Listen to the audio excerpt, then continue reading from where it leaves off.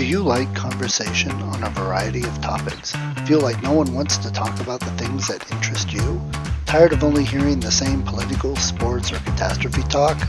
Yeah, we feel that way too. Join two high-functioning geeks as they discuss just about anything under the sun.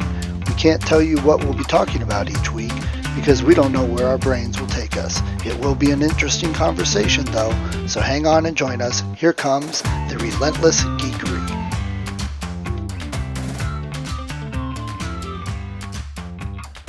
Go! Oh, okay. There.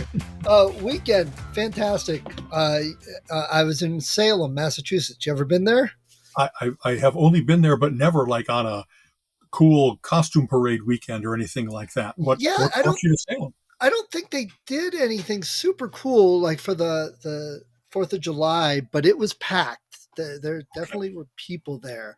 I think they have enough cool factor to not do Right. stuff. It Um, definitely has history. It definitely has eerie yeah, history. You know what yeah. I mean? So, okay. Okay, so here, I mean, so many cool, interesting things with Salem.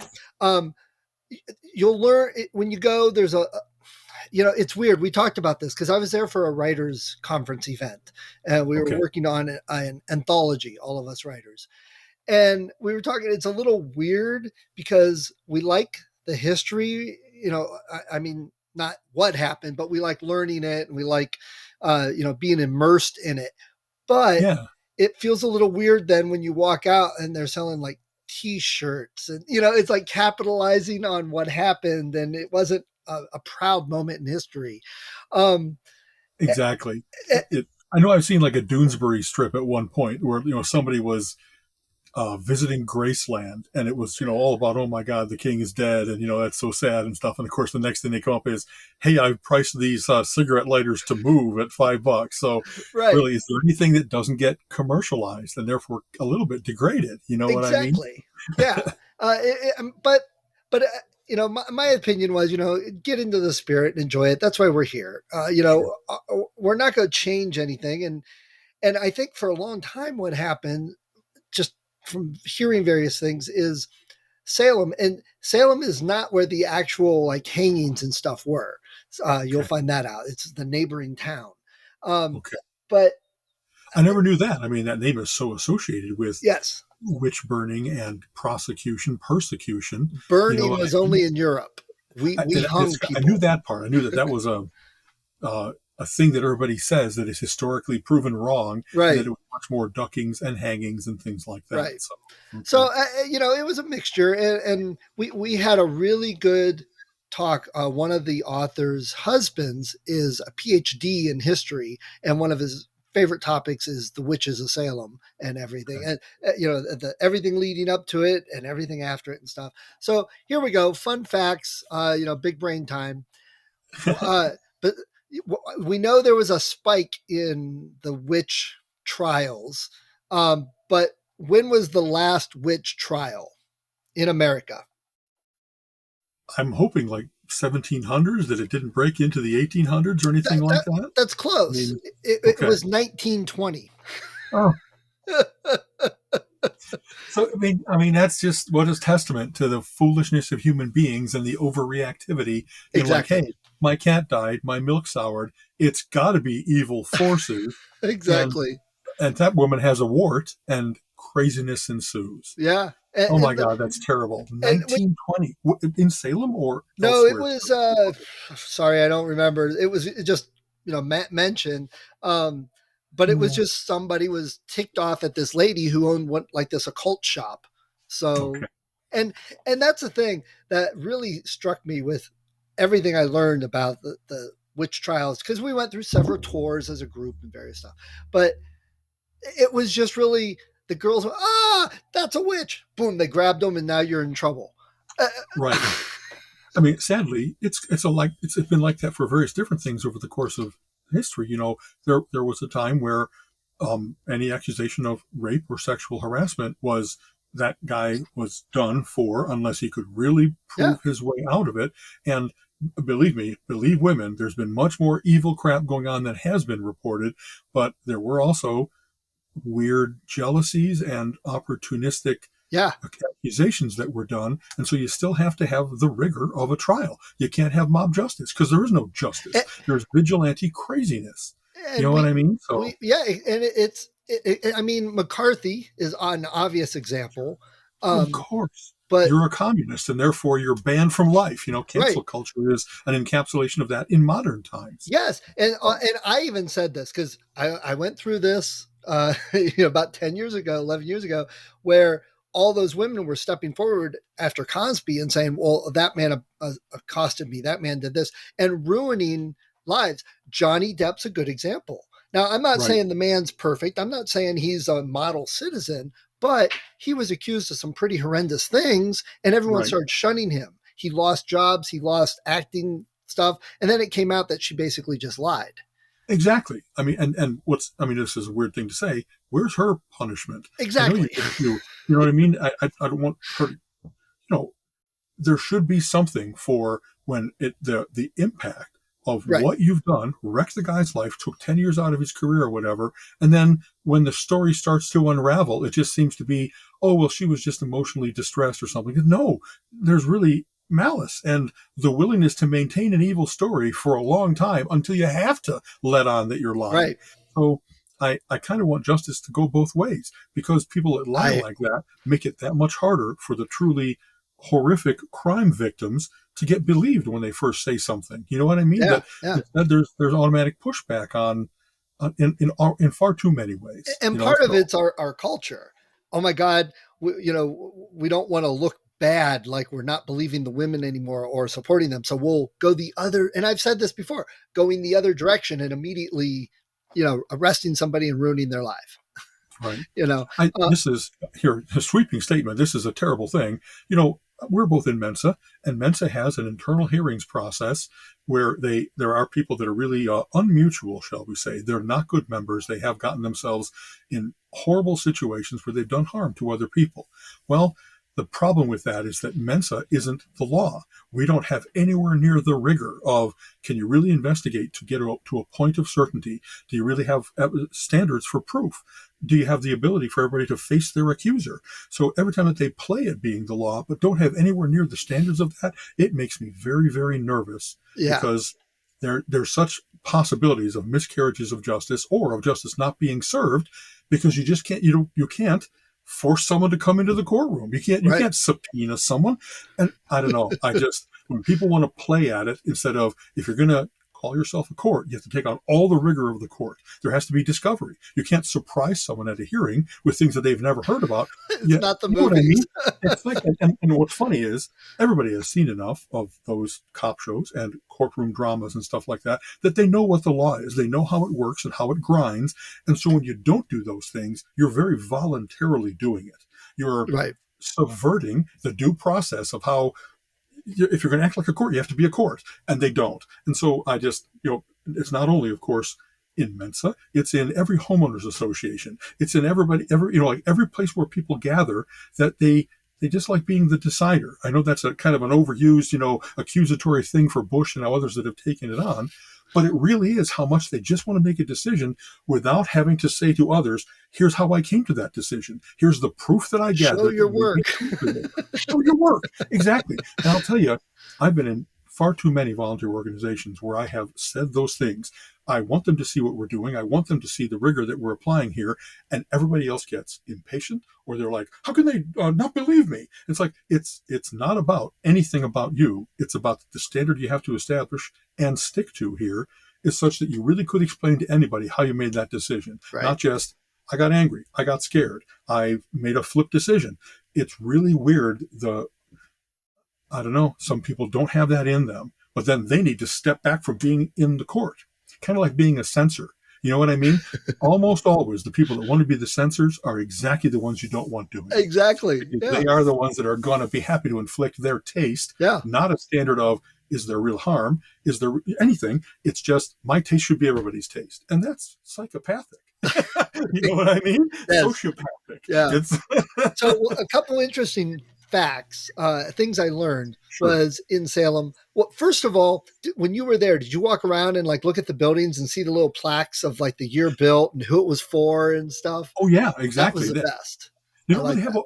when I was there, they didn't really have a walking tour, but I was thinking if they had kind of that path like they have in Boston, where you follow the red lines and it takes you to various Yes, different points of historic interest. So maybe they've done that now, or maybe it's just that every single building has something. So you just kind of wander and right. drink the place in.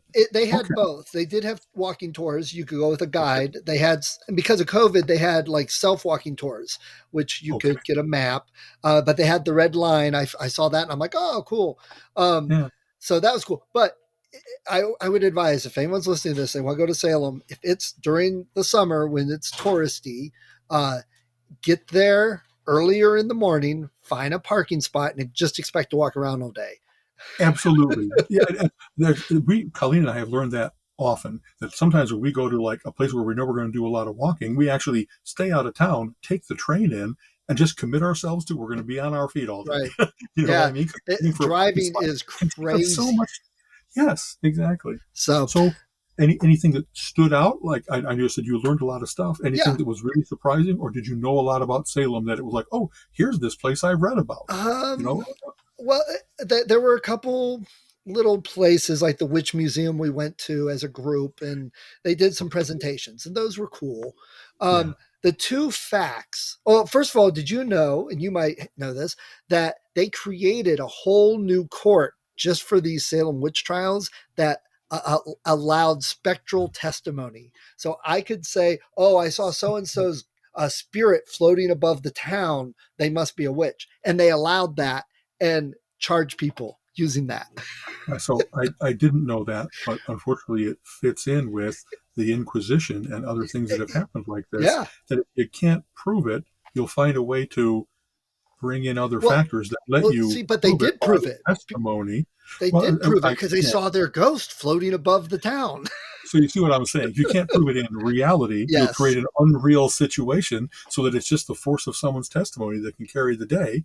Right. Oh boy! Yeah. Oh So boy! that was one cool thing I found. But then like when it was all over, they disbanded it and said, "Oh, well, that was kind of a mistake. Guess we shouldn't have done that." And it was they just all from the historian people, because like I said, we had that PhD guy. He says basically historians, it was mass hysteria and people got caught up in it, and then they got afraid to go against the crowd. Well, if you go Right. against the crowd, you're a witch. So it just kept feeding on itself. And there's a lot of factors that led up to that. But two things. One, Tituba, I don't know if you recognize that name from the whole thing. She was the slave that got Okay. accused of being a witch because she was telling stories. Well, 20 years ago, the historians basically found out and declared that it wasn't a black slave from Barbados. She was an Algonquin Indian from South America, slave. Uh, but Oh my! they haven't But changed that. Do what? but I guess they didn't have DNA testing. They didn't have like Right. what's the difference between Caribbean and African and whatever else it might be, South American. Oh boy. Yeah. Okay. So all the presentations, all the history books and everything is Tituba. And there's books. I interviewed a guy on my other podcast that wrote a book about Tituba. But now the historians are like, no, it wasn't a black slave. But they're not changing it. It's been 20 years because everything's in place. That's our consciousness. So they're like, if we change it, it would look like we're wrong now. And I'm just like, that is crazy. Boy, honestly, your visit this weekend is like screaming from today's headlines. Yeah. How many crazies do we have with where we want our version of history, no Yeah. matter whether it's provable or not, to be the one. And then if we have a version of history and we find out otherwise, like you're saying, they still don't want to change it because Right. now it's not about reality. It's about, oh, I'd be embarrassed. Man, if you don't make that commitment to science, to what is proof, and that it is bigger than you. It's not about whether you found it out or not. It's Right. about what is the truth as far as you can get to it. Right. Oh So man. one of the stories they told, what was his name? John Parson or John Proctor? Or, Okay. the one, there was like five men that got accused and hung, and Okay. the one was saying he was innocent. But the reason he was accused because he was from different stock. He wasn't Puritan, so per se from the same stock. So he was taller. He had red hair, and because he was so strong, he must be getting his power from the devil. Right. Imbued by the devil. Come Yes, on. Come you're in on. trouble, Al. Right. Exactly. You know what I mean? It's like, luckily, I might be able to fall back on my Viking heritage, even Exactly. though I'm Lithuanian. You know what? I'm Right. up there in the Right. Baltic Sea. I'm up there It's somewhere. close Okay. Yeah. enough. For most people, geography, it's close.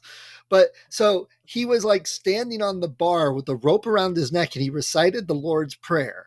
And if you couldn't recite the Lord's Prayer, it was proof you were a witch. Well, they got It's like so, parcel tongue, you know. yeah, Anyway, they got to be such sticklers about it that if you mispronounced a word or said the cadence wrong, well, that's proof that you're not that God didn't let you say right. it correctly, or you would have burst Exactly. into flames. Exactly. So he said it, recited it with no problems, and everybody's like, "Well, wait a second, how'd he do that?" Well, was it Cotton Mather or one of the witch hunters goes, "Oh, he's got the devil speaking into his ear. He was just repeating it. Oh, he must be a witch." Dead. And And so, it's like, you know, you just keep changing the facts to whatever you want.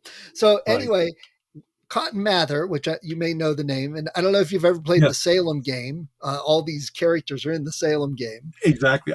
Cotton Mather is famous. He's like Yeah. the best known of the big Puritan pounding the table with his Oh gavel yeah. type crazy, Yeah. you know. Yeah. So He was okay, so after this is all over, basically he got run out of town.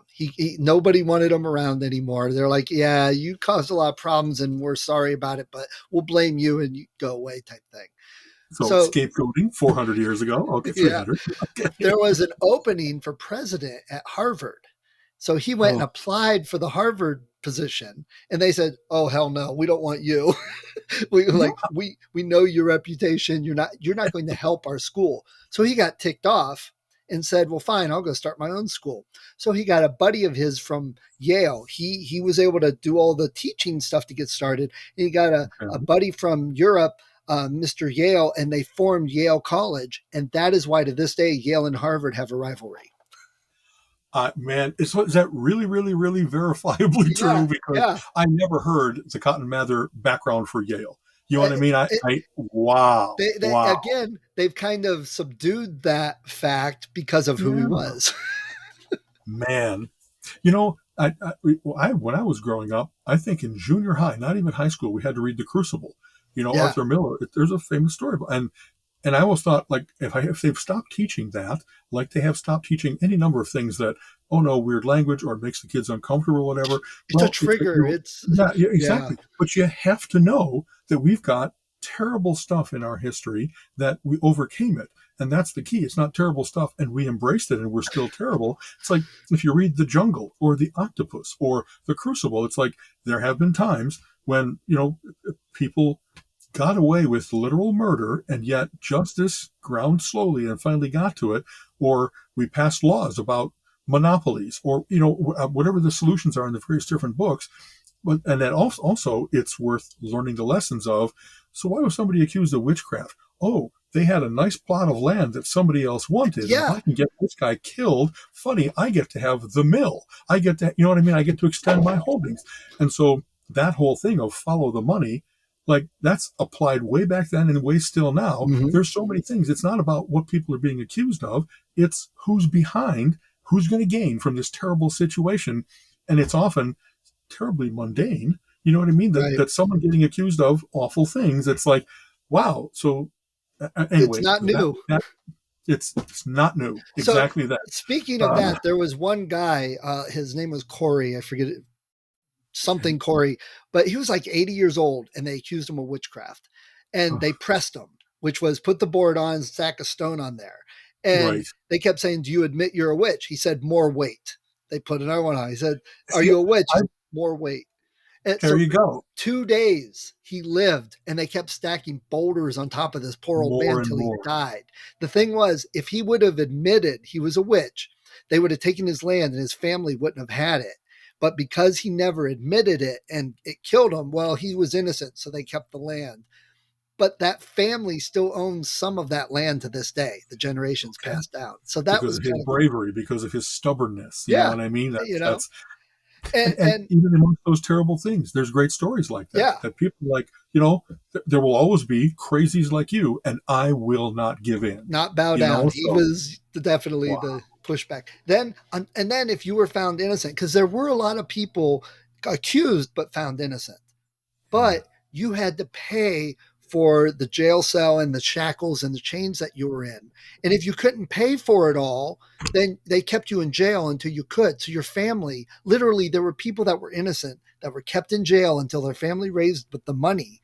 and they ended Right. up dying in jail because it wasn't like they just borrowed a loan from the bank. They had to save this money, and it was like $45. But to them, it took 3 years to do that. Right. To collect the debtor's prison Yeah, exit fee.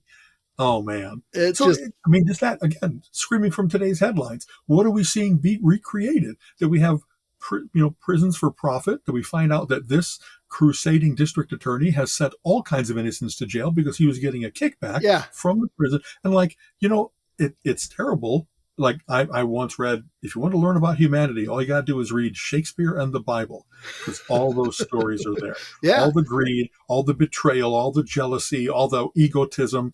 Do you know what I mean? It's yeah. just a lot of these things history doesn't repeat, but it sure rhymes.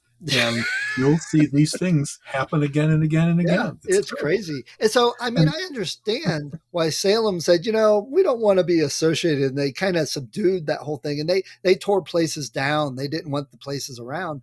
But in recent years, people are kind of getting into Wicca, and they're embracing the witches. So they turned it touristy. They're like, that yes, they're profiting from it. And yes, they're kind of using that in their history. They're not celebrating what happened. They're not the celebrating the terrible deaths. They're stuff, trying right? to tell everybody what happened, but they're turning it into something that people can enjoy. And if nothing else, I mean, we talked about this a couple weeks ago. People do all these protests and marches and stuff to bring up awareness. Well, in many ways, this is bringing up awareness. It's kind of going the other way, and people like don't care anymore, and they don't see the significance of it. But at least it's talked about a bit, and you know, it's interesting if nothing else. Right. I honestly, I still think it's worth it. You know what I mean? You can't have history go away, or can't have it retold in a way that it's now false. And especially for the people that kind of information matters and their faith matters and so forth, it's great to have a chance to just discuss it. Another Yeah, thing that seems to happen nowadays is that, like, did you really come out of the womb believing as you did? No, you've been given all kinds of lessons by your parents, your teachers, your church, whoever else it might be, your neighborhood, and especially bigotry and so forth. You don't come out hating other people. You'll learn how to do right, that.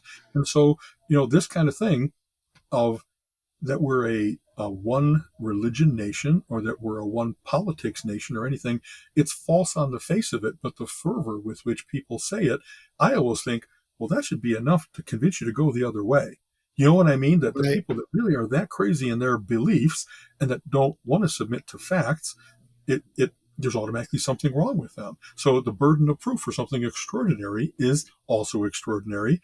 And that's a lot of why I'm pretty much a skeptic in so many different things, because I regularly see people either out of limitation or out of active chicanery making ridiculous claims, and the money rolls in. Right. You know what I mean? And so well, I'll also say it's kind of sad that you're right in the place. Like, literally, the phrase witch hunt entered our vocabulary because of Salem. And nowadays, that's nothing but a deflector phrase. When people are really going through the rigors of an investigation, it's like called a witch hunt. It's like, no, we're not really persecuting you. We're trying to get to the bottom of all the Right. crimes you've Yeah. committed. Well, And the we fact that know we're finding out there's many of those crimes is what makes this terrible. That we kind of can't believe you're not a witch, but you sure are a total I, unrelenting, shameless criminal, and your only way to deflect that is to say, "Oh, I'm being persecuted. I'm the victim here." yeah. It, I'm going to have to think oh really God. hard to think of a recent example of that. Give me a minute. I'm sure there was somebody. I think I heard it at a rally. I think I heard it at some Yes, ridiculous rally for from some disgraced ex-official uh, who was tossed out by public vote, o- and yet he's delusional and only can't dis, help only himself. disgrace from our viewpoint. Not that. Well, I think if I had to say that there is an objective standard of disgrace, it's this. Yeah, It's the delusion. It's the I'm still going to say, keep giving me money for nothing that I do for you. You know what I mean? right. It's a scam. It's a scam like 40 years, 50 years worth of businesses on his part have been. It's the fact that he's been able to take it. And in fact, I'll say this, one of the things that makes crazy, terrible things able to happen is back when it was Salem, you had a tiny locus of people that were going through this. It might have been dozens, it might have been 100, but there's only so much crazy you could get in. It's still face to face. It's still a Right. small town. When you can get your crazy spread across the world by social media, you can Totally get different. And genocide. You know what I anonymously. mean? The fact that And we've had, the fact that we have the kinds of things where disinformation and active malicious information can be transferred so quickly, and that I just read a big article about this, that Facebook doesn't really has never had standards in place for how to change disinformation into information. They've taken small attempts at it, and they're finding out that their their standard for always be growing, always be more engaging, make our application more addictive, that is right in line with going towards more polarized, more radical, crazy views, not with reasoned, calm views. The way you get people to keep on checking is to get them all head up, to get them to believe ridiculous things and keep taking in more of it. And so now, the article was from MIT, that they're finding out that even trying to throw the best artificial intelligence they can at it to be able to automate that process of separating fact from fiction and be able to find the balance between growth and radicalization and polarization, that it's next to impossible, that it's an amazingly difficult thing, and that a lot of people, they don't even want it. They yeah, love going into their echo chamber of, I'm a radical, I've got radical friends, I belong to radical groups. Everything that I share with others is that same spiraling tornado of crazy. And yet, when something comes across that says, hey, be reasonable, or hey, there's alternate, view of that, hey, there's real facts, they reject that instead of saying, well, finally something broke through this hurricane of crap that I'm involved in. So I don't know what's going to what, happen. I've talked for a long time about the mimetic war that we're in. You know what I mean? That ideas really spread as viruses, and we are just inundated. yeah. It isn't just COVID that is And, infecting us. and what you're So saying, from the author standpoint, we always say the villain thinks he's the hero of his own story. It's that's right. a matter of perspective. And even like in Star Wars, we see the Empire as evil, and because we see from a different side. But in the universe, there were planets and people that said, this is great. Before, we had no money, we had no protection. Now we have protection, we have jobs, we have people coming to the planet and commerce, and Right. We have order. We yeah, have a force for order, even if that force does some radical things once in a while.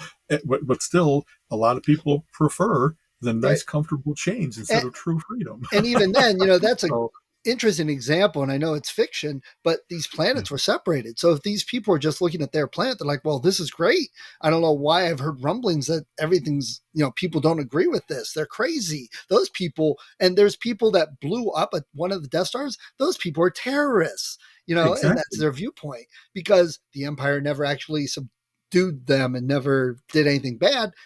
It's, it's That's the right. same You thing. do always get that local versus, can you expand your world's view to being Right. that of an entire solar system, an entire universe, that kind of thing. It's, I don't know, that's one of the joys of a lot of wonderful current science fiction is very, very good at commenting on exactly what we're going through here, but in that analogous way of, that doesn't sound too unsimilar to, I've got, like, I don't know, isolated pockets where really crazy things are happening. And if you try to apply that standard to everywhere, well, the whole world kind of rebuffs that because, well, that's what the little isolated pocket people believe. But now every one of those pockets can broadcast as if it is the Yes. worldview. So this is, I don't know that we've talked about this before. As you know, I read a lot of comic books, as do you. It's a big part of our world. I have long been a fan of the Comic Book Legal Defense Fund. Yes. Comic book stores for decades now have been attacked because even though comic books are a very adult medium, by that meaning in thought, not in naughty pictures, they've grown up. People have grown up and still have comic books, and yet there's some people that really want comic books to still only be Richie Rich and Little Lotta and Walt Disney type stuff. So they go into a comic store and they pick up a comic, and oh my God, there's actual people having sex, and not really, but they interpret whatever they're going to Right. find, whatever they want to in order. So after a number of comic book stores, and this is kind of funny, our discussions often do this, The accusation was enough to close down the comic book store. This place got prosecuted in Florida by, the person that said they're selling bad things to school children. And while the store was closed down, or while the media was saying, oh my God, what a bad place, the guy lost all of his business. And even though he won the court case that indeed It, what I was selling was absolutely legal and it was protected from kids because I kept it behind the counter, and they had to actually ask for it and seek it out and then accuse me of making it available, but they weren't a kid, they were an adult. So all the facts were not enough to protect them from, they couldn't survive a year with no sales. right. They closed down. It's a witch hunt.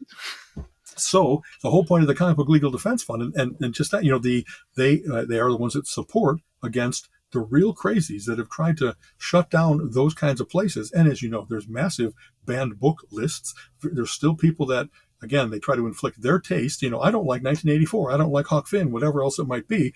When you look at the top 10 banned books of all time, it's like, I've read every one of those, and every one of those is a classic. Like, how can they possibly? Well, they do, and yet there has to be that other side that says, Right. nope, when my kid is of the right age to read it, I'm going to let them. And in fact, I, the parent, will be the one to judge that, not you, not some draconian standard, not, it can't even be seen in the comic book. It's pulled from the shelves in the library or something like that. There's just the forces that are trying to do that are incredibly persistent and stubborn. And you always have to have the other side that says, nope, there's something to be gained from reading that book. It's not about whether there's a character named Nigger Jim or not. It's that it talks about the whole society, that was a standard, and that if you want to learn about American history, you have to understand that there was a time when Right. that was a pretty You can't. standard, you know. Exactly. And It's please, oh my God, please, listeners, don't write in. Of course, I didn't say that bad word in a way that should. You know what I mean? But You know no, what I that's was how he refers in the book. I mean, exactly. this is a topic we've had over several weeks. It's because it's so big and encompassing, and it's difficult to say anything without offending somebody. It's Yeah. difficult to get your point across and what you're thinking at times. And that's why, I said in the follow-up week, I said, let me just make sure it's clear, and the same here. I love Mark Twain. He's an interesting story in himself, in his Right. life, um, and at that time, this is what he wrote. And that's how they talked. And that captured the character. That doesn't mean he was like that necessarily. That doesn't mean that's what he Not a believed. slave owner, not a slave breaker, Right. not a guy in support of those terrible systems. Exactly. Right. So, So my wife watches Outlander, uh, okay. the time travel, romance, and lots Right. of sex Exactly. show. um, it's like, didn't you watch that scene already? But Yeah. I just they want to go back and get a few of the subtleties. right. Exactly. They traveled to America and found that she or he was some descendant of some landowners, and they had slaves, and it was portrayed realistically. I mean, in the one scene, it was really hard to watch. They accused this slave, and I don't think he had actually done it, but they literally just hooked hooks and jammed him into him and pulled him up on a thing, and he's like there with these hooks sticking out. It looked like something from Hellraiser, you know. Exactly. and And and that's based on real tales, yeah, unfortunately. Exactly. Yeah. and and it's just, it gets so frustrating and jumbled. Now, do I'm like, wow, I want to go see a show where I'm seeing people hung up on, only if it's Hellraiser. That's what I was looking for. And I Right. understand it's a fantasy horror. Well, this is a fantasy also, but it's based on real life and real things that happen. So by Yeah. cutting that out, taking that out, it not only doesn't do it does a disservice to all the people that were in that situation, because it covers it up. It makes it, well, we don't have to think about it, so we don't have to worry about it. But it's got, and it's the same thing we said before, the awareness of some Yeah. of the issues going on. It's not going to change people's mind, but the more people see it, and it just takes time as kids grow up, things change. That's right. Well, that ability to differentiate between fact and fiction is so important, and some people seem to be unable to do so, no matter how old they get. But it's also, and so here's, again, I love to geek it up. I just read that there's now protests being done about the world of D&D. They've had multiple Again. editions of, like, the monster manual and stuff, but actually it's from within the community. The Oh, okay. community is saying we have to stop portraying certain races as evil. You know what I mean? That it shouldn't always be that the orcs are the bad guys, that we have to start becoming more nuanced in our fantasy of that. And I think I know that I've read things where there are indeed orcs who like music and whatever else it might be. But as a storytelling device, like if you want to say, okay, here's this, I don't know about race, but let's say culture. And what does the culture do? They are like, they do human sacrifice. They capture other people and they sacrifice them to their dark god and drink their blood and whatever else it might be. It's like, I don't know that I need to soften that. I don't know that I need to act as if that didn't exist, because there have been human sacrifice cults. And it might be that the cult was an entire society for a while. So portraying something like that, it isn't, I guess the thing is, if it's, you talk about it as if it's inherently evil, then it's like, oh, because they're the wrong color or because they were born on the wrong continent. And that's, I guess, striking at the heart of prejudice. But if you talk about how this system of religion or politics or culture is such that they think incest is okay, they think human sacrifice is okay, it's probably okay to use the word evil in there. You know what I mean? Right. That it really is that it, oh well. I find that so interesting that people are going to the extreme of taking a fantasy role playing game, which nobody's forcing you to play. Nobody's like, it's not taking over the world. It's a very niche subculture thing, and it's Right. open. If you don't want to have evil orcs in your campaign, don't have evil orcs in your campaign. It's an archetype. you know, Exactly. you can change it. You can create it. Yeah, that's such an important thing to say. You know what I mean? That all these things that really are like, you choose what movie you're going to go see or what book you're going to read. And if you don't like that book, what you get to say is, I put that book down. I didn't read it Right. anymore. Whatever that next weird step that some minds take that says nobody should read this book, it's just there's an incredible egotism, an incredible surety and righteousness to it that isn't like correct. It isn't sustainable in reality. And yet some people's minds go to that. This troubled me so much that I want to spare other people that trouble. And I get that there's a thing there about, if you go through terrible times, are you the person that's going to say, well, I want to spare other people that? Or are you the person that's going to say, well, I turned out okay, and so other people should have to go through this shit too? And so I think there's like, I don't know what personality trait that is that says, are you a believer in that, Right. Spare them or inflict it on them? There's something about that there. You know what I mean? Like, is it a lack of, I just wrote about this a little bit. Is it a lack of empathy? Is it a lack of, like, not only can I not put myself in others' shoes, but I can't imagine somebody putting themselves into mine, and that you might be able to learn this lesson without having to go through the terrible childhood that I did, the terrible fraternity hazing that I had. You know what I mean? That you could spare other people that instead, or like you could tell them instead of having them to go through the horror of it. How about that? And this, to me, it's very interesting. I do appreciate the fact that it's internal. People who have actually played and people who know the game and wanting to change it. And honestly, what would that really change? Okay, so we have orcs. We say but we make orcs and they're good too. Okay, great. I still can play the way I want. So go ahead. That doesn't Right. affect the game a whole lot in my mind. But I can understand how some people, LGBT, which we talked about, that community, they want to play D&D. They want to see non-evil orcs. They want to see gay orcs. Okay, go ahead. That Right. doesn't affect it. Again, the game's open to your interpretation and your imagination. We've changed stuff in D&D every campaign we ever had, I think. Exactly. And in some cases, embracing stereotypes is kind of what makes them fun and playable. You want to Exactly. have like the macho swashbuckler idiot that can really fight well, but also gets you into ridiculous situations because he won't take caution. You know what I mean? Right. I mean, And you can have the coward that is also like, well, then do they get a share of the treasure? They hung back while everybody right. else is fighting. And so you kind of get life lessons out of the role playing that you're doing. Are you going That's to be what I the was hero? going to Are you say. going to be the craven? You know what I mean? The very first part is role play. And then the Yeah. last part is it's a game. I Right. mean, just think about the implications of the words themselves. Yeah. Boy, so here's a controversial thought for the day. And I really don't know that I think this entirely, but lots of fireworks. and lots of people were saying, hey, maybe less fireworks. Dogs get scared, people with PTSD Get get scared. Yeah. affected by it, all that kind of stuff. And I don't know, as I've gotten older, I've gotten less forgiving of fireworks at 6 o'clock, 9 o'clock when it starts to get dark. Okay, fireworks at 1:30 in the morning. Maybe and fireworks right next to my car. I get less Yeah, understandable of the exactly. joy of the. But having said that, it's like I said, this is controversial. There's nobody in the Army now that isn't a volunteer. We stopped the draft in when? Early 70s, I think. Uh, It's been it, almost yeah, 40 years, at least 40 50, years, maybe even almost 50. 50.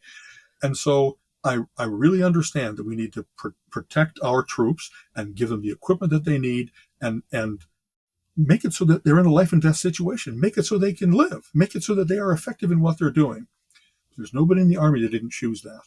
And so to see any of the armed forces get treated especially well when there's lots of other risky occupations, whether you're building a bridge up on the girders or whether you're a fireman or other, what they often say about, who are the heroes.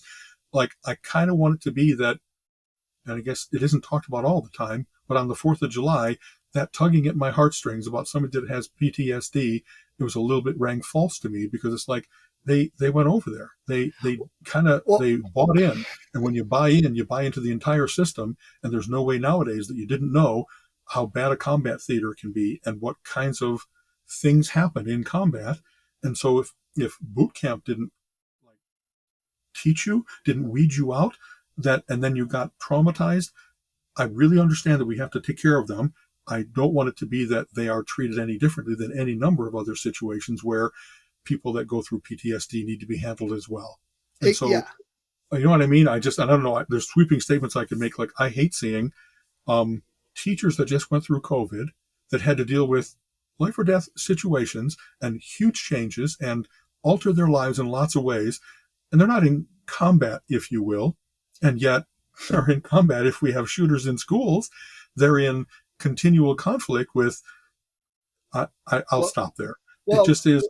I didn't have full, deep sympathy, because anybody that puts themselves into a difficult situation, when you're a race car driver and you crash, like, well, you kind of did it to yourself. You put yourself into an unnecessarily risky situation, and you're making, I don't know, hundreds of thousands of dollars a year and whatever else it might be. So it's when there's not like reward doesn't match risk. I'm much in the market, and I'm very much aware of risk and reward being traded off. And then we have certain things in our society where we don't take care of that well. You know what I mean? People that are working in mines, it might be that they bought into it, but you don't have to make the mine less safe than it could be. You don't get rid of the canaries and right. the early warning systems, and you don't mine until you're going to make the whole hill collapse. There's still a whole spectrum of what's the right trade-off of risk versus reward. And whenever they go to either end of that spectrum, I kind of get, that's not the whole story. That's Yeah, not, don't go to my emotions. Go to the whole situation there. I, I, And I know what you're saying, and it's a kind of a rough situation. I get it, because I was diagnosed with PTSD about 10 years ago because of everything going on in the divorce. Had nothing to do with combat or shooting or anything. But I mean, I wasn't like somebody'd shoot a gun and I'd like go in tears and ET running through the house, or anything like that. Fireworks didn't. It was different. I think people are using the PTSD again to control others or whatever. And I'm not saying there aren't people that have something. I was with a lady this weekend, yeah. our age. Her and her husband 2 or 3 years ago lost their son. He was in the Navy. He Oh, was out at sea, a bad storm. He got swept overboard. They never found the body. Um, oh, so okay. she was diagnosed with PTSD. She couldn't work. She barely could survive. I mean, she was messed up. And she even said that, yeah, we're just going to go to the hotel room and turn the TV on because I can't handle the fireworks and stuff. And I get that. And it can be so rough because if you say, oh, well, quit your whining, I want to shoot fireworks. Well, See, but uh, but on the flip side, if somebody's that upset, and if it was your wife or, it's a hard situation. I think the problem is people use it too much sometimes, or they blame others and the fireworks when it's not really truth of that, and it just makes it worse. And we got one of our dogs that we have to calm down because she gets freaked out by the fireworks. Sure. So So I think, yeah, what goes into it there is no matter what situation you find yourself in, you still got to, like, our whole world is based on personal responsibility and choice. You know what I mean? yes, Criminals aren't compelled to commit the crime they are accused of the things that they made a choice to do. Well, in this case, like that, if you know you're going to be, that you don't have a good response to fireworks, then do what she did. Go into the hotel and turn the TV up and tune it out. Don't put yourself in a situation where you might, like, really have an episode, freak out a little bit, and make it other people's responsibility to then right, take care of you. And boy, there's so many situations like that. If you know that if you know you have allergies, you don't go to a buffet and try everything. You make sure that you know what went into that thing. And if I know that I am lactose intolerant, I sure as hell voluntarily avoid every milk and cheese and every other but product like that. you don't And it's not their demand that they take responsibility, it all out because you're right? allergic to Or it. even, yeah, it even it's kind of funny, people want it to be labeled. And I find those useful. I like knowing what's in the various different things. But if you're going to have an Alfredo sauce, it's got to have milk or cheese or something in it. Right. So out of self-defense, you learn I'm not going to risk having, like, an episode where I'm going to, have anaphylactic shock or whatever happens, poop yourself. I'm not going to risk anywhere near those things happening. I've learned to be the best consumer that I can be. And so it isn't even, if you will, meet me halfway. It's make it easy on me, world, but I can't make that demand on you. I have to take care of myself more than Exactly. anything else. So, I have allergies, seasonal, and plants and crap. sure. I wouldn't say, "Hey, I want to come to your wedding, but I demand that you get rid of all the flowers because I'm allergic to them." Yeah, exactly. I had a bad high school because it was so sports oriented that if you weren't in sports, you were like a lesser class citizen. But if I say something like, well, I think they should cut out football on Sundays because flipping through the channels, it gets me all anxious. Well, you're stupid and crazy. Well, how come you can decide and choose the things that are should be changed, but when I say it, oh, it's stupid and crazy. Yeah, and I know people think that's an extreme example, but where do you draw the line? We keep Well, changing things based yeah. on, oh, this group of people said that they're offended, and this group of people says it triggers them and they go into hysterics, so we'll get rid of all the stuff that bothers them. Okay, well, what about what bothers me? Where do you stop? See, that's a great way to look at it. I think that, for some things, it's a matter just of sheer popularity. You know what I mean? That if Right, most of society likes Sunday football, then it's like, cool. If I don't participate in that, I'm not trying anybody to stop them from doing it. But I also get to say, well, if they're all playing football, I can go for a walk in Cuyahoga Valley National Park, and it's kind of empty because everybody's over right, watching football. So I've actually learned to use that. The thing you said about when is the tail wagging the dog? Is it because popularity and then it's, the majority rule is going to crush the individual? Well, you can't have that. But it's also not that an individual has individual veto power over everything. There's continually ever shifting how society deals with that. I yeah, think there's some things that are, if it's life or death, you kind of skew that distribution because you really can't have something in the environment. I take it back.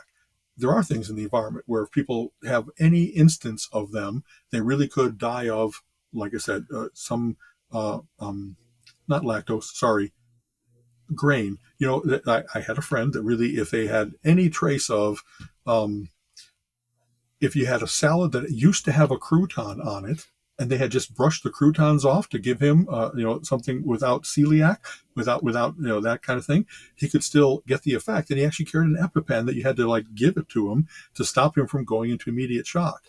And so I don't know what society has to do to prevent every single hazard, because there is something about the cost and the cost benefit analysis of it and so forth. And that's why the people that really have that incredible sensitivity kind of have to learn that they don't get to go, they don't get to have a piece of toast. They just don't. You know what I mean? I know yeah, that's a terrible and thing. you know, So, I, if I was allergic to bees, I wouldn't go to the local honey store and then yeah. blame them if I got stung. So and and really, that's what it comes down to. and I know exactly. I get it that there's people. Well, I've got this problem, and are you saying that I should blah blah blah and this that? no, every case can be a little different. I understand that too. Yeah. But sometimes we get stupid, and it's just like, come on. Here's an example. I had some family members that chose to weigh 450 pounds. And I say chose because of their lifestyle, their eating, and Right. their It non-exercise. takes work to It get to be does. 400 Yeah. pounds. You got to It, be on there 24/7 on the right. Cheetos.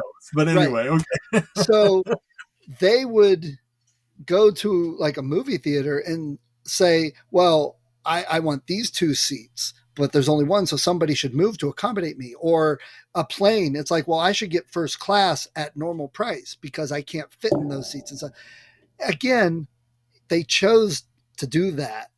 So, but on the flip side, my father did not choose to have heart problems, and it could be some of his eating, but it really wasn't. But he doesn't now choose to be unable to walk and have to be in a wheelchair. Right. So should they put in a ramp to help people? Some people will say, well, that's stupid because it's costing me tax money just so your father can go into this building. You know, See, I, it's boy, tough. it really is. The discussion really is turning back on itself. It is a matter of, do people have empathy or not? Like that, you hear that all the times. I don't want my tax dollars going to that. And it's like, wow, that's such a small thing to enable all the people that are in those unfortunate circumstances. And in fact, the minute you get to they saying, do those people deserve to be like that or not? What a weird place to Yes. go to in your mind, and what a weird way for society to go to, as to how if we just make it that all disabled people have this slight thing that we can do to make it easier on them, to give them access and so forth. So all the ADA rules that came out that I've never minded at all. Yeah, I mean, and occasionally they're like, wow, I guess we're going to put on a program and we have to have a sign language interpreter there because it's over a certain period, and that's, number of attendees, and that's the law. And so it's like, well, that's a big expense for maybe benefiting one or two people. And yet you got to kind of step back from that and say, what's the view of the world? It really is that if you're It, deaf, you just don't get to do those things anymore. How about I err on the side of generosity, or on the side of yeah. inclusion? And The and it's problem, kind of weird. I kind of the talking about house censors. I can't tell you how many people I've known that have said, here's all the ways in which I don't want my tax dollars going to these various different things. And if you just talk to them for a little while, you find out what various benefits they're getting from society that it decided, well, you can't get around, so you have a scooter now, or you are maybe war traumatized. And so there's everybody, what's the phrase? It all depends on whose ox is getting gored. It's amazing the blindness that people have, that whatever I am is by definition correct and normal, and other problems and other people are where I have to put right. my focus, instead of saying, wow, I don't know anybody that's really free of some consideration. You know what I mean? Like, how if And we work on making it better for everyone the, instead of the rush to our go. society, the problem is that you get people that take advantage of it. Stupid example, but this is kind of based on real life. I don't know if you've ever seen the show Shameless with William H. Macy. Only I watched it to try it, and the first episode didn't grab me, and so I have not continued. But Okay, so it's been out for like 5 or 6 years, and so it's like, wow, something like must be good because it 11. couldn't. Oh, wow, wow. Okay, so Yeah, I'm it's totally out of the loop. All right, yeah, I but like Willie Makes Macy. so he is on disability because he worked at like a or chicken processing plant, and one of the headless chickens flew up and hit him in the stomach. So he's been on disability for like 5 years. Oh He's man, faking it, but right? that's the problem. We get people that then feel they're entitled, and that's our new word, isn't it? Entitled. That's the whole young generation. They're entitled, Yeah. to have disability because they feel they should. And you see people, and this irks Gina. They come in, their nails done up, wearing gold this, and they're stylish that, but they're on Medicare and welfare, and they have 7, 8 kids running around, and they're talking about they're eating shrimp for dinner, but they don't have a job. Well, you can't tell me that because I'm not working. And our society use that. I saw it in the schools and in Cub Scouts. Well, you should. You gave my son an F. He doesn't deserve an F because he has a hard time studying. Well, why does he have a hard time studying? Well, he can't concentrate. Okay, so what did he do instead of studying? Well, he played Xbox for 6 hours. That's Right. our society thinking A sometimes. certain segment of that. You know what I mean? I think that Yes, yes. that's one of the things that when wow, every time that I hear about those things, the person that's getting away with unemployment benefits or something like that, I always feel obligated to say, if you look at the numbers, if you look at where the money really goes, all of those welfare mothers, all of those people that are false on their disability claims, they are a tiny rounding error in comparison to all the corporations that get away with Yeah, ridiculous farm exactly. subsidies, ridiculous oil subsidies, ridiculous. I mean, like the ways in which we've structured society is that there's all kinds of cartoons about this, right? Here's a guy that has 99 coins and there's one coin left on the table, and he's saying to the two disadvantaged people, "Hey, I think he's trying to steal your coin." Yeah. You know what I mean? It's there's so much meme activity out there for what's wrong with the people that are, oh no, they're getting free school, even though they might not be paying as much taxes as you, or you name the thing that people find a way to just hate other people over next to nothing, whereas they blind themselves to the reason there's not enough to go around, the reason that our bridges are falling apart and our Our unemployment system is condos working are weirdly as collapsing. it does, is because the money's already being siphoned out to incredible wealth inequality type things. Yeah. And it's kind of funny. I don't think that's only my prejudice talking. I don't dislike rich people. I dislike the lies that are told and perpetuated to enable that to keep happening. And if the slightest investigation into this shows how bad it is, And it's not a little bit bad, it's impossibly bad. I'm definitely open to some showing of difference. But when they always show, well, these rich people only paid this much, and these rich people were involved in this lawsuit and stuff. You don't really hear that about Bill Gates. I'm not saying the guy's a saint, and I'm not saying he didn't have practices to build the money he has, but Right. lately it seems he pays his taxes and he gives back more than most of the others. And so here's an example. Just listening to this is absurd, but based on the way our society is, why not? So I'm bald, you're bald. So when I go to the beach, I have to use more suntan lotion for my bald head and cover it up. I think everybody should pay a tax that supplies this for everybody that's at the beach. That's an absurd example, but that's where do you draw that line? Exactly. I'll tell you. So it is a perfect example. I'm a melanoma survivor. Right, And like, it would never occur to me to go to the beach saying, where are the hats that should be here? right, Of course, I bring my own freaking hats. Of course, I exactly. bring my own sunscreen, and the sunscreen that's like SPF 70 liquid lead, because I'm not taking any chances, and I don't Glop. want anybody to choose for me exactly how much protection that Yeah. I need. Does it And if that costs a little bit more, that's okay with Does it me. suck that you had melanoma and people could go their whole lives in the sun and never get it? Absolutely. Is it an Right, unfair roll of the dice? Absolutely. You can't deny that, but you also can't sit around whining about what's wrong with your life. And, right. like the dogs do, put some dirt on it and walk away, you know? Exactly. It's I so um Colleen and I have been dealing with getting our new garage and our new driveway and that kind of stuff. And we've really had to be like, at first I was complaining about being kind of the general contractor because I didn't have one person that I wrote a check to and they took care of everything. I had to get involved in the removing of the trees and the stumps and making sure that the city of Lakewood liked our plans, that we had, that were within our property line and that everything was according to city covenant and stuff like that. And having said that, I really haven't at all minded being the general contractor because I have had, and I've also complained about seeing things in the transition stages about making, you don't want to see the sausage being made. Right. I also am very happy that I've been to QA. You know what I mean? As much as I often make analogies to what I've done in my life, and this is equivalent to a coding project, where you had initial plans, then you start coding, and then you make sure that it works and that kind of stuff. And the big thing about not letting a bug get all the way to near production and then having to like pull the cord and say, hey, this is going to break dramatically. You have to pull back from it. Well, that's what any number of coding techniques have been developed to do QA right at the start. You do things in smaller modules so you really can judge that something is, bulletproof, invulnerable, and you keep on building so that you build in certainty and quality every step of the way. And when you get to the end, you're just done. You're not still like rolling the dice, hope this works. Having said all that, man, the number of times I've had to say, well, weren't you going to dig a trench to put in the conduit that's going to take the electric out to the garage?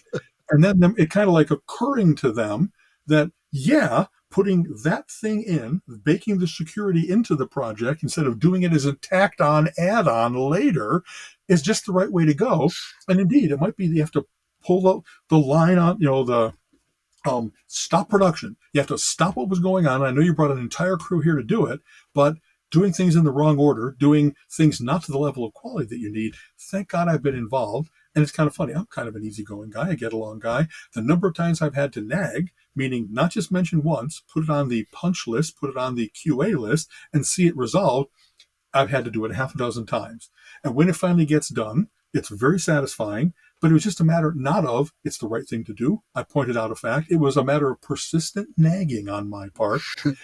And so, kind of to tie that into all of this, how many things have we had society, like you're saying, it takes kind of years, generations sometimes for things to change.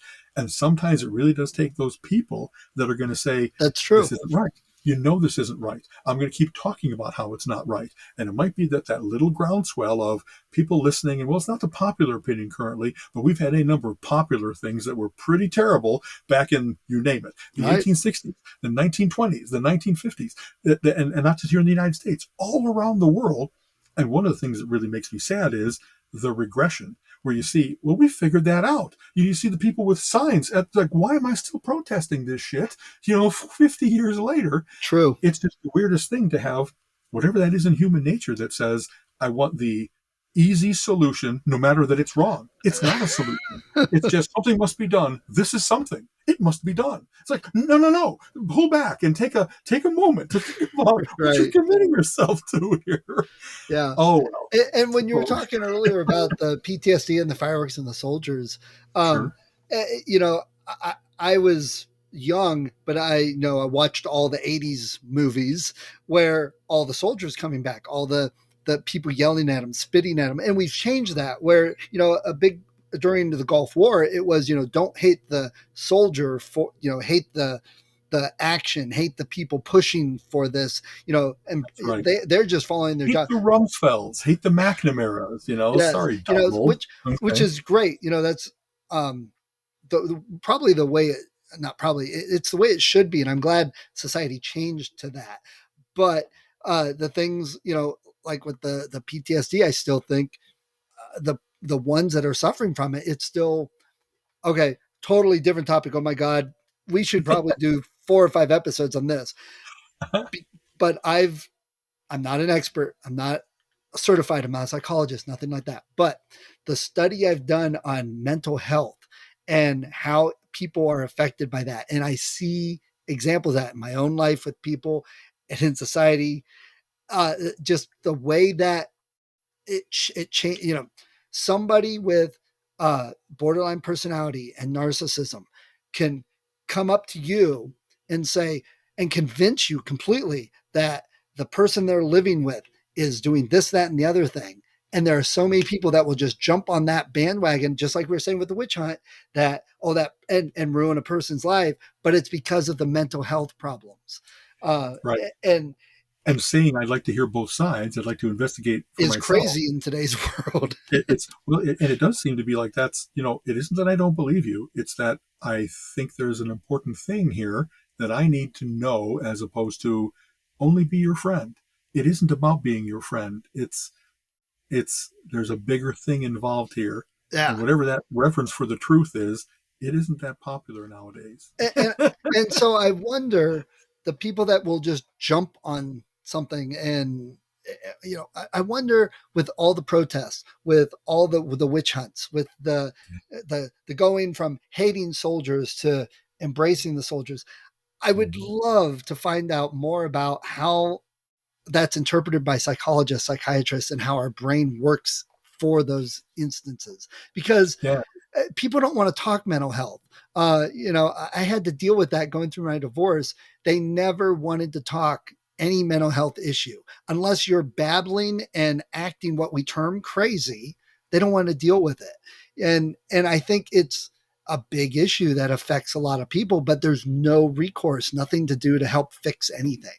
Uh, that's it's hard. I think it's kind of funny, in my lifetime, I think we've seen advancements in the psychology of understanding people and why they do what they do. I'm not sure if I mentioned this on the show. I just was reminded of M. Scott Peck wrote a couple books, probably like 40 years ago, maybe even 50, about the road less traveled, and about like how to be a practical moralist, how to bring morals and ethics into your life in a way that you're living what you think is a good life. You ask yourself those questions, and that's how you develop your principles. It's not just public opinion. It's not, et cetera, et cetera. He wrote a particular book called The People of the Lie. That was one of the first places that I can remember reading about what we now understand to be the dark triad, that malignant narcissism and sociopathy, you know, um, and it's kind of funny.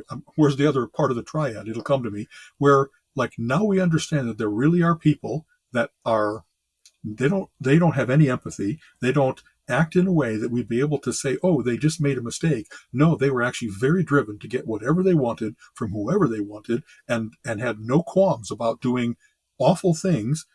What you just said, the villain always thinks he's the hero. And the more that we see now that it's not only that that's like an aberrant thing in society, it's not the criminals, it's the CEOs. It's all Right. kinds of people that are vastly successful in business. The reason that you can be that way is because you really don't care about how it affects other people. You really are driven to get the most money, to have the best toys, et cetera, et cetera. And like you don't waste a moment. You don't waste any time on ramifications of your things. You know what you want and you go after it. Right. And And, so those books were fascinating when I think back on them that's been in my mind, that when I had any number of people that I really thought were of that, and I called them kind of the people of the lie. It sounds very biblical, but it really was like, wow, he had no shame, no qualms whatsoever about talking differently to various different people to get away with evil bullshit. It didn't matter to him at all that he was a liar. It right. didn't. And Like, again, he to probably accept doesn't. it. You know what I mean? To him, what he's saying is the truth. I don't even Uh, know what you're talking about, but I'm sure that's the yeah. story. And, And you know what? I don't think he thinks it's the truth. I think that some people just say whatever they think to will get what they, let them get away with it. Whatever the yeah, other person wants to hear. yes, Anyway. to get that person on their side. And I think this is, we're talking about changing perceptions, changing our culture, and how people think. And this fits right into it because up until semi recently, you were either a normal society person or you were crazy and you were in a loony bin and you talked to a psychiatrist. That's that. I'm definitely, being absurd with what I'm saying on that, but that's kind of the viewpoint. Whereas through movies and various other avenues, people are more accommodating. They'll even say, that was really rough. You should go talk to somebody, go see a therapist. And we're more accepting of it and we're changing our viewpoint. And the people that fall under some category of mental health issue could have families, could have jobs, could be a normal functioning person, except for this one thing, an area, which is a problem, but doesn't stop them from, just living a quote unquote normal life. And, we laugh, I've laughed about this with learning about autism and stuff. If you go into any group of Mensons, you could form like a super autistic person. You put them all together, because we say they have quirks and eccentricities, but they're Right. not necessarily autistic. It's the same with some of these other mental issues. They may not be narcissistic, but they may have 3 of 5 telltale points or something.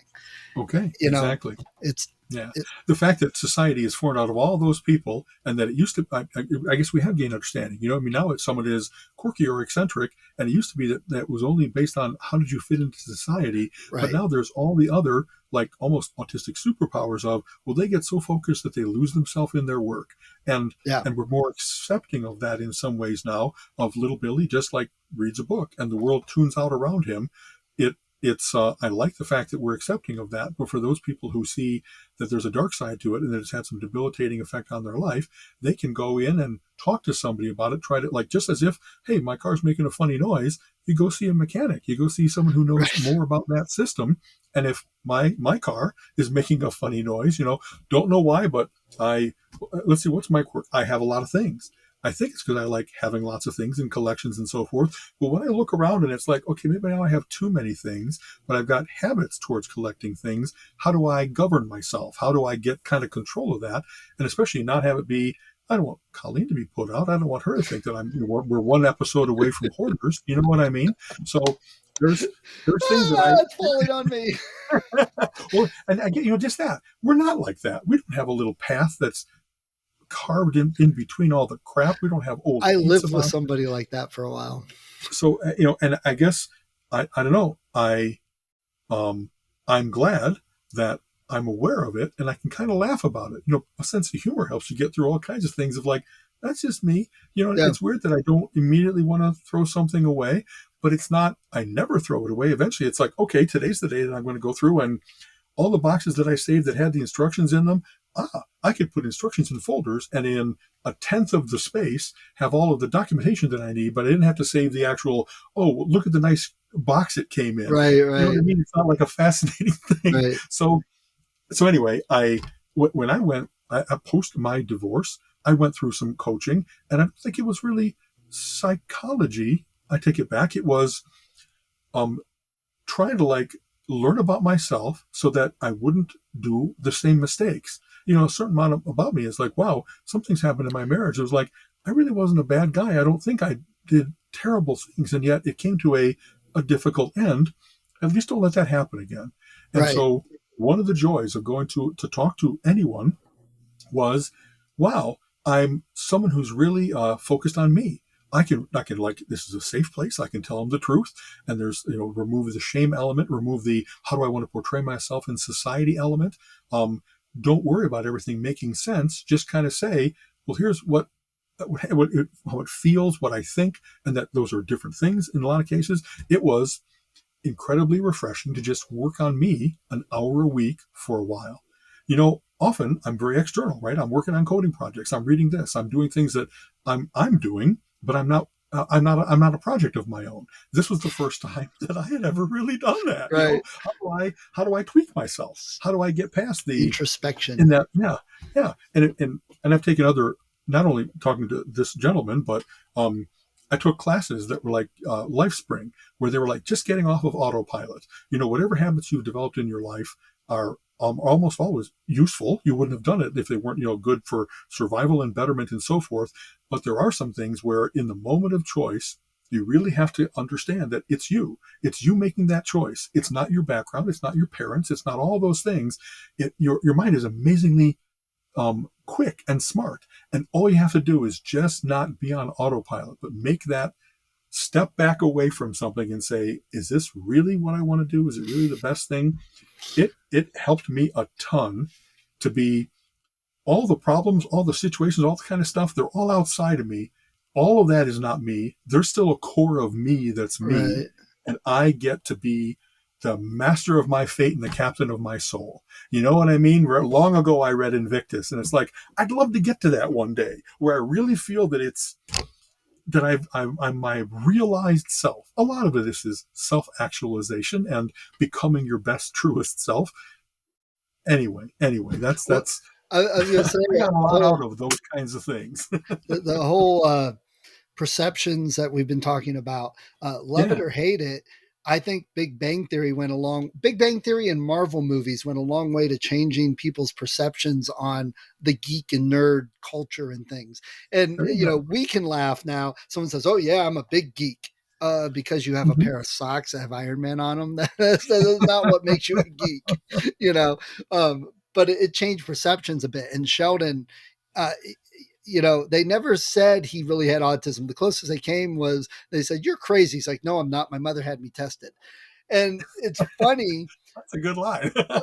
but I look at that because again, that's where I started thinking. He's right. He's very autistic, but is he? Does he just display certain traits? but he's not officially autistic or something else. And, I think that helped change perceptions to some degree in the country. I think it's a good, honestly, as I mentioned, I have been watching more of them, and I really do. I guess a little bit we just talked about with Shameless. Sometimes my first impression is not good, and there's so much else out there that I just kind of like leave this behind and go on. Yeah. But sometimes a first impression, one impression out of it isn't enough. It isn't enough to get the flavor of it. And maybe it was just me at the time that I was watching. I was not in a good mood. I was distracted, whatever. So I watched many more episodes, and there's any number of times it's been great belly laugh stuff. It's been great recognition stuff. You know what I mean? It really is. My cousin's grandson has been diagnosed with autism. And this is the kid, he's 7. He wants to read War and Peace. So, interesting. But they watch Young Sheldon and they say it cracks them up because they're like, oh my God, we've lived this situation. They were hiding in the closet filming you. Yes, exactly. And Gina and I mean, everybody goes through rough patches. But one of the things early on, because she's way different than I am. If Myers-Briggs, she's an ENFP, I'm an INTJ. And if you look that up, those are like the two most opposite there is.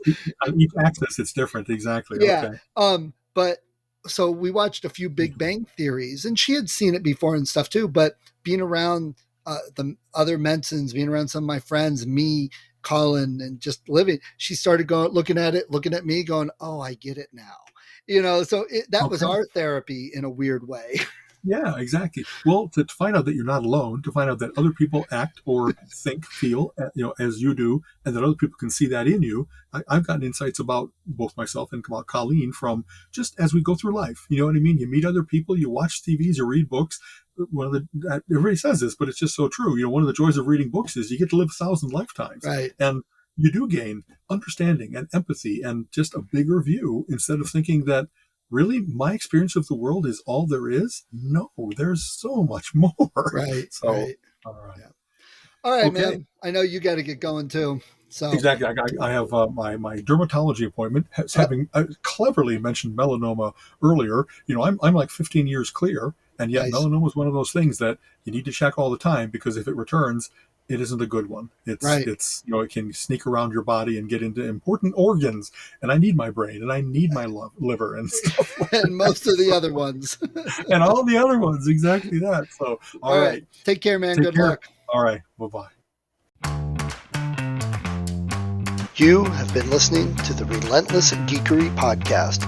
Come back next week and join Alan and Steven's conversation on geek topics of the week.